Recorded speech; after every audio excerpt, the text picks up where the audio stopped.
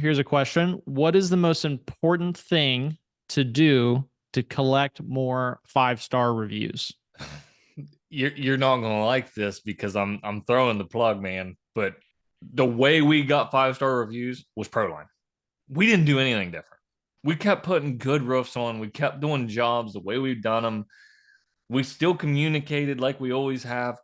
But when it was all said and done and they paid their bill, ProLine had a little drip campaign that kept sending them our Google link to leave a review. And as soon as we utilize it, and I'm talking pre CRM days, as soon as we were using the original ProLine tool, our review rate, I think we did the math on it. It's like right around 30%. Like 1 in 3 of our customers leave a 5-star review. So um outside of really just understanding that and using that, uh a final inspection from a professional person. Not, we used to have like our job foreman do a final, and I don't think that was sufficient. I just don't think that the communication was as good or anything. So we have our sales reps do the final inspection, so the guy that sold the job goes back and closes the job.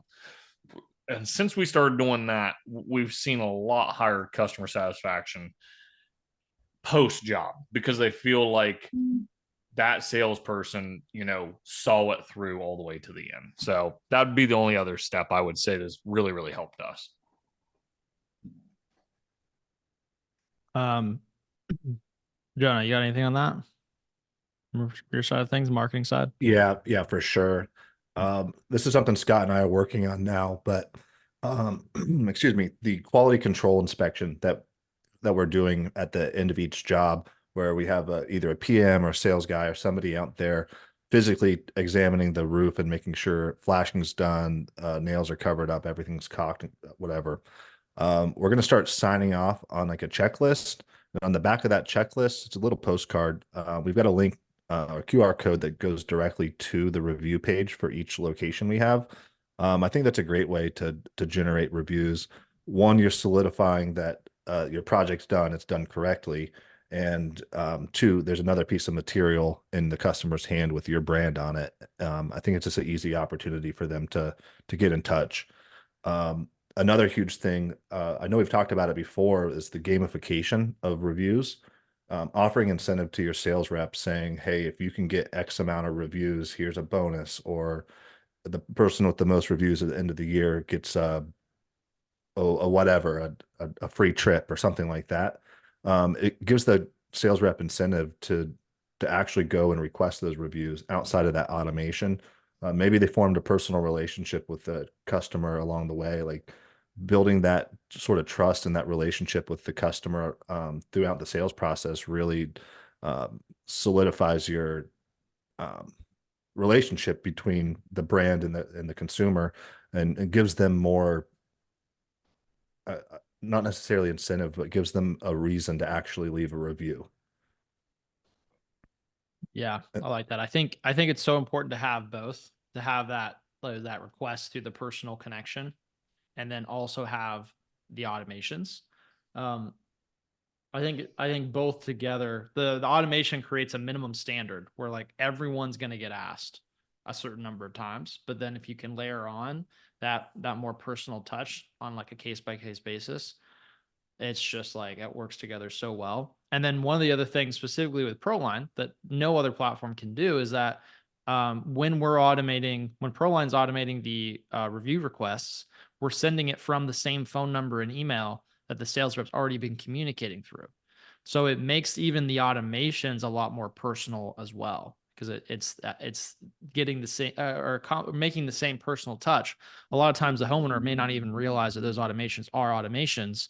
And so it makes them those a lot more effective as well. One of the other things, like both are super important, but a lot of people are like, oh, our sales reps, they should be, and the same thing with sales follow. These are the two things that are always kind of pointed to as like, oh, the sales reps are just supposed to do this. They're supposed to follow up and they're supposed to ask for the reviews. And if they're not asking enough, that's the sales reps problem. It doesn't make sense to add automation into the mix. But the thing is, there's a very strong psychological thing that happens when you are when you're communicating, when as a single individual is communicating with many different people, is that from the sales rep's perspective, they're going to send a bunch of different messages out to, the 20 people that are in their pipeline, whether it be for sales follow-up or review generation or whatever it is. And they're going to feel like, oh my goodness, I just sent so many messages. And they're going to worry that they're going to piss somebody off, or that they're going to annoy somebody, or in their mind, they're just like, oh, I've asked a ton. And so if you ask a sales rep, how many times did you ask for the review? They'd be like, oh, I've been asking for the reviews all week. But the reality is, on an individual person basis, when you go over to the homeowner side, all they got was one message. And from the homeowner side, it's barely even scratched the surface of what's important, because most people operate in a attack the loudest thing in the room. That's how most people live their lives.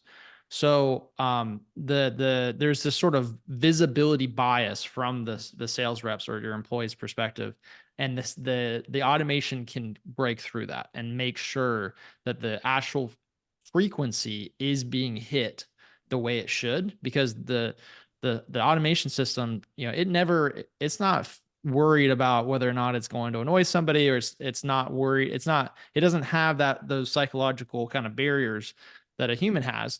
And and both are important. There's strengths and weaknesses on both sides. So that's why you want to have both running simultaneously.